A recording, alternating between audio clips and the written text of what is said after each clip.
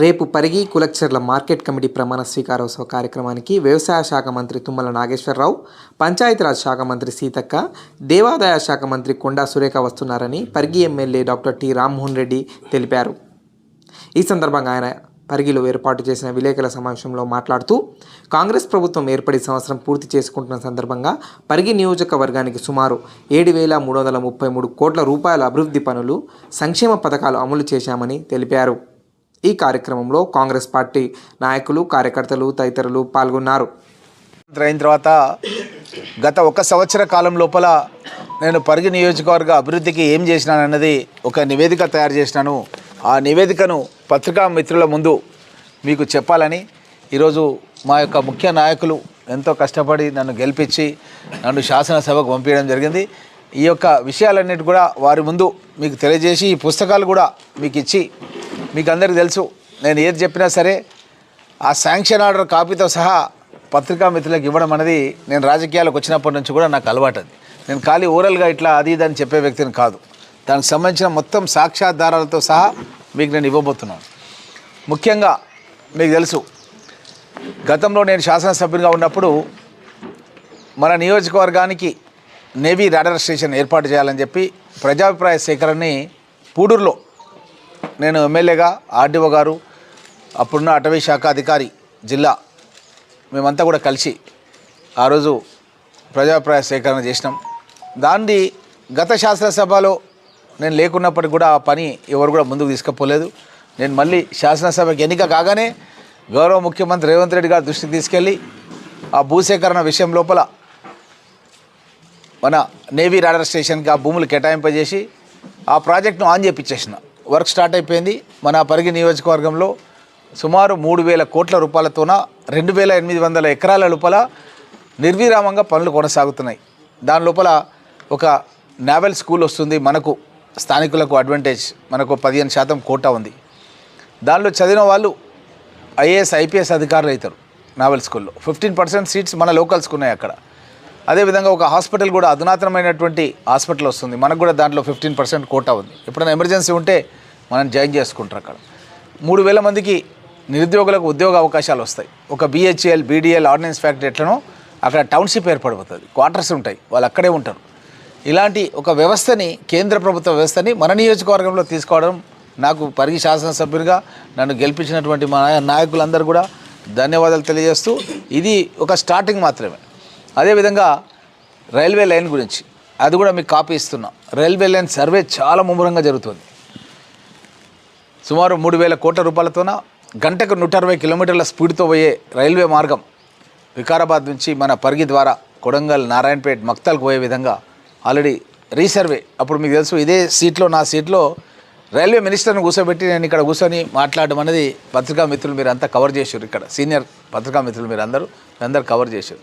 ఇప్పుడు రైల్వే అంచనాలు పెరిగిపోయినాయి. అప్పుడు 1,200 కోట్ల రూపాయలతో ఉండే అప్పుడు మునియప్ప గారు వచ్చినప్పుడు. ఇప్పుడు అది 3,000 కోట్లకు పెరిగిపోయింది. టెక్నాలజీ కూడా పెరిగిపోయింది. అప్పుడు స్లో ట్రైన్స్ ఉంటుండే, ఇప్పుడు చాలా స్పీడ్ ట్రైన్స్ వచ్చినాయి. 160 కిలోమీటర్స్ పర్ అవర్. అలాంటి ట్రైన్ సౌకర్యం 1 ఇయర్లోనే మనకు కలగబోతుంది. దానికి సంబంధించిన సర్వే పనులు ముమ్మరంగా జరుగుతున్నాయి. సుమారు 3,000 కోట్ల రూపాయల అంచనాతో ఈ రైల్వే లైన్ పనులు జరుగుతున్నాయి. దానికి సంబంధించింది కూడా మీకు శాంక్షన్ ఆర్డర్తో సహా సర్వే జరుగుతున్నటువంటి ఆదేశాలు కూడా మొత్తం కూడా కేంద్ర ప్రభుత్వం ఇచ్చినా కూడా మీకు నేను పొందుపరుస్తున్నా. అదేవిధంగా మీకు తెలుసు, కాంగ్రెస్ ప్రభుత్వం రేవంత్ రెడ్డి నాయకత్వంలో ఏర్పడుతుందని డీకే శివకుమార్ గారు ఇన్ఛార్జ్ కర్ణాటక నుంచి ఇక్కడికి వచ్చేసినప్పుడు నేను పరిగిలో ఇక్కడనే ఒక మీటింగ్ లోపల డీకే శివకుమార్ గారు, రేవంత్ రెడ్డి గారు, నేను ఆ రోజు ప్రచార కార్యక్రమం లోపల చెప్పిన, ముఖ్యమంత్రిగా సంతకం చేస్తాడు, 6 పథకాలు అమలు చేస్తాడని చెప్పిన. మీకు అందరికీ తెలుసు. ఆ రోజు పవన్ వాళ్ళైతే ఇక్కడ ఉన్నాడు, TV9లో రోజు మొత్తం నాదే స్క్రోలింగ్ నడిపించాను. ఏ విధంగా చెప్తాడు రామ్మోహన్ రెడ్డి ముఖ్యమంత్రి అని కూడా కొంతమంది స్వపక్షంలో కూడా విపక్షం అని కొంతమంది, మామూలు కూడా కొంతమంది అప్పుడు విమర్శలు చేసిన సందర్భం ఉండే. దాన్ని వెంబడించి TV9 విలేకరు అక్కడ మన చెవులలో పట్టుకొని మేము మార్గ మధ్యంలో ఉన్నాం. అన్ని ఇలా ట్రాన్స్లేషన్ నేనే చేస్తున్నా. తాండూరు అంతటా పరిగి అంతా వాళ్ళు హిందీలో మాట్లాడతారు కాబట్టి డీకే శివకుమార్ అక్కడ పోతే చెప్పిన, నాకు అనిపిస్తుంది ఒక జిల్లా అధ్యక్షునిగా రేవంత్ రెడ్డి గారి ముఖ్యమంత్రి అవుతాడు అనిపిస్తుంది కాబట్టి నేను చెప్పిన, అది నా అభిప్రాయం అని చెప్పిన. ఆ రోజు నేను అనుకున్నట్టుగానే తను ముఖ్యమంత్రి అయ్యిండు. తను చాలా మేధావి, చాలా మెమరీ పవర్ ఉంది. నేను చెప్పిన మాటలు గుర్తుపెట్టుకొని ఏం చేసిందంటే 6 గ్యారంటీలు సంతకం చేస్తున్నాను నేను చెప్పినందుకు ఆ 6 గ్యారంటీలతో పాటు కాంగ్రెస్ పార్టీ మేనిఫెస్టో మొత్తం కూడా నాతోనే చెప్పించాడు. మీకు తెలుసు, మీరు ప్రభుత్వం వచ్చిన మొట్టమొదటి గొంతు పరిగి గొంతు, నా గొంతుతోనే తెలంగాణ శాసనసభ అనేది స్టార్ట్ అయింది. దగ్గర గంటన్నర స్పీచ్ ఇచ్చిన నేను. శాసనసభ స్టార్టింగ్ వాయిసే పరిగి గొంతు అనమాట. ముఖ్యమంత్రి గారి ఆలోచన విధానం నేను చెప్పినా కాబట్టి నేనే మాట్లాడాలని నాతో ముందే చెప్పిండు. నాకు నువ్వు మాట్లాడాలి మొట్టమొదటి స్పీచ్ అని చెప్పిండు. నేను మాట్లాడడం జరిగింది. మీరు అందరూ కూడా విన్నరు. ఏమేమి హామీలు ఇచ్చినాం అన్నీ కూడా అమలు చేస్తామని చెప్పిన. అందులో భాగంగా మన నియోజకవర్గానికి రుణమాఫీ చేస్తామని చెప్పినాం. మీకు అందరికి కూడా తెలుసు, ఒకసారి 1,00,000 రూపాయలు రుణమాఫీ చేసినాం, తర్వాత 1,50,000 చేసినాం, 2 లక్షలు చేసినాం. ఇంకా కూడా 2 లక్షల కంటే ఎక్కువ ఉన్న వాళ్ళు కూడా కొంతమంది ఉన్నారు. వాళ్ళకు కూడా తొందరగానే డేట్లు ప్రకటించి వాళ్ళకు కూడా ఆ ఎక్స్ట్రా ఉన్న డబ్బు వాళ్ళు పే చేయాలి. ఆ 2 లక్షల రూపాయలు ప్రభుత్వం ఇస్తుంది.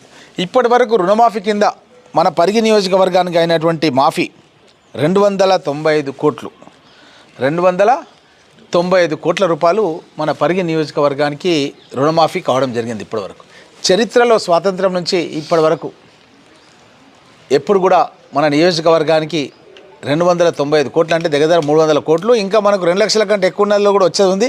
అది ఇంకా అమౌంట్ పెద్దగా ఉంటుంది, రైతులు తక్కువ ఉంటారు. అది గిట్ట వచ్చినంటే ఇంకా పెరుగుతుంది అనుకుంటే ఇంకొక 50-60 కోట్లు పెరుగుతుంది. అంటే దగ్గర 350 కోట్ల రూపాయలు మన కాన్స్టిట్యున్సీకి వచ్చినట్లు లెక్క అనమాట. మన గూడూరు యాదవ్ రెడ్డి గారు చెప్తున్నారు 3 కోట్ల రూపాయలు వాళ్ళ గ్రామానికి వచ్చినాయి. చిన్న గ్రామానికి 3 కోట్ల రూపాయలు వచ్చినాయి అనమాట. సో దీన్ని గౌరవ ముఖ్యమంత్రి గారితో మాట్లాడి పుస్తకాలు తయారు చేయించి ప్రతి ఎమ్మెల్యేకి ఇప్పించిన నేను. ప్రతి ఎమ్మెల్యేకి ఇచ్చి ప్రతి గ్రామం కూడా మా మండల అధ్యక్షుల ద్వారా మళ్ళా ఇక్కడ మలమన్ముడికేమో అక్కడ నుంచి, ఇక్కడనేమో మన సుల్తాన్ నగర్ ఎర్రగడపల్లికి ఇక్కడ నుంచి, అదేవిధంగా మన వెంకటేశ్వర స్వామి ఆలయానికి అక్కడ నుంచి ఒక రోడ్. ఈ విధంగా పరిగి చుట్టుముట్టు ఒక 20 కోట్ల రూపాయలతోన మంచి బీటీ రోడ్లు వేయాలి. 5 కోట్ల రూపాయలతోన అధునాతనమైన మున్సిపల్ భవనం కట్టడానికి అని చెప్పి రేపు శిలాఫలకం అయిపోతున్నాం.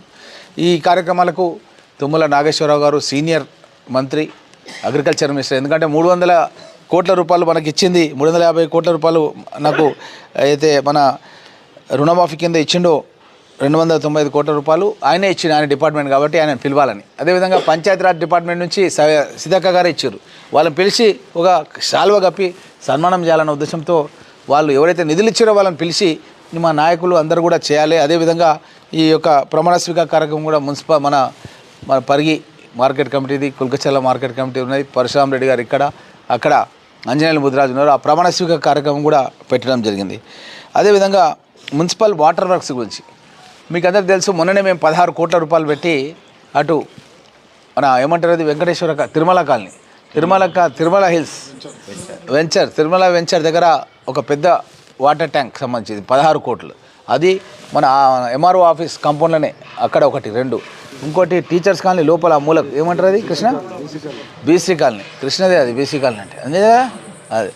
అయితే అక్కడ కూడా ఇవన్నీ ట్యాంకుల నిర్మాణం దగ్గర 16 కోట్ల రూపాయలు. పరిగి టౌన్ లోపల 16 కోట్ల రూపాయలు. పరిగి టౌన్లో 25 కోట్లు ఒకటి, 16 ఒకటి, 31, 41 కోట్ల రూపాయల పనులకు ఈ రేపు చేసేబోయే శిలాఫలకాలు మొన్న చేసినాయి కలిపితే 41 కోట్లు కేవలం నేను పరిగి టౌన్ గురించే చెప్తున్నాను. ఇది కాకుండా మళ్ళీ మొన్ననే 4 కోట్లు పెట్టి అర్బన్ పార్క్ జాఫర్పల్లి దగ్గర మన లాలకృష్ణ వాళ్ళ ఊరి దగ్గరనే 4 కోట్ల రూపాయలు పెట్టి హైదరాబాద్లో కస్తూర్బా మన కాసు బ్రహ్మానంద రెడ్డి పార్క్ ఎట్లుంటుందో అట్లా ఆ మోడల్ లోపల మంచి అర్బన్ పార్క్ కూడా ఫౌండేషన్ స్టోన్ వేయడం జరిగింది. అదేవిధంగా ఎన్ఆర్జీఎస్ కింద కూడా 23 కోట్ల రూపాయల వర్క్స్ జరిగినాయి. ఎస్సీ కాలనీలకు సీసీ రోడ్ల కింద ఓన్లీ ఎస్సీ కాలనీలు ఊర్లలో ఉండే దానికి సీసీ రోడ్లకు 20 కోట్ల రూపాయలు. అదేవిధంగా ఎస్డిఎఫ్ ఫండ్స్ ఒక 10 కోట్ల రూపాయలు. సిఎంఆర్ఎఫ్ కింద నేను రాజశేఖర రెడ్డి గారు ఉన్నప్పటి నుంచి కూడా పేద ప్రజల యొక్క ఆరోగ్యం గురించి అని చెప్పి నేను అప్పుడు నా ఇంటినే నివాసాన్నే పరిగి నియోజకవర్గ ప్రజలకు ఇచ్చినాను. శాంతిశేఖర అపార్ట్మెంట్స్ ఇచ్చి ఒక 2 మనుషులు, అప్పుడు రాజిరెడ్డి అని ఇంకో ఆయన 2 మనుషులు ఉంటుంది. వాళ్ళ పని ఏంటంటే పేషెంట్లను తొలుకోపోవాలి, హాస్పిటల్లో చూపెట్టాలి. అట్లా అప్పటి నుంచి అలవాటు అయిపోయింది అనమాట. ఇప్పటి వరకు వచ్చాక ఏంటంటే నేను అనుకుంటే రాష్ట్రంలో ఏ ఎమ్మెల్యే కూడా ఇంతమందికి వైద్యం చేసి ఉండరు. సిఎంఆర్ఎఫ్ కింద 450 మంది రోగులకు 2 కోట్ల రూపాయలు ఇవ్వడం జరిగింది. ఎల్ఓసీలో ఒక 60 మందికి 1,50,00,000. లెటర్ ఆఫ్ క్రెడిట్ అంటే నిమ్స్ హాస్పిటల్ లోపల అడ్మిట్ అయిపోతే నేను ఒక లెటర్ ఇస్తే చాలు వాళ్ళకు ట్రీట్మెంట్ అంతా ఫ్రీగా అయిపోతుంది. ఒక లెటర్ ఇస్తున్నట్టే ₹1 కూడా కట్టాల్సిన అవసరం లేదు. ఇది కాకుండా మన సబ్స్టేషన్స్ కిష్టాపూర్ ఒకటి, జాఫర్పల్లి ఒకటి, గోవిందాపూర్ ఒకటి, గండేడు ఒకటి, అన్నారెడ్డిపల్లి ఒకటి, చౌదర్పల్లి ఒకటి, ఈ అన్ని గ్రామాల్లో కూడా సుమారు 15 నుంచి 20 కోట్ల రూపాయలు పెట్టి కొత్త సబ్స్టేషన్లు ఏర్పాటు చేయబోతున్నాం. ఎందుకంటే కరెంట్ లో వోల్టేజ్ ఎక్కువైపోయింది, రైతులు బోర్లు చాలా వేసుకున్నారు. కాబట్టి నాణ్యమైన కరెంట్ ఇవ్వాలంటే సబ్స్టేషన్స్ ఏర్పాటు చేయాలనే ఉద్దేశంతోన ఒక 15 కోట్ల రూపాయల నుంచి 20 కోట్ల వరకు అందాజా ఒక సబ్స్టేషన్స్ కూడా ఇవ్వబోతున్నాం.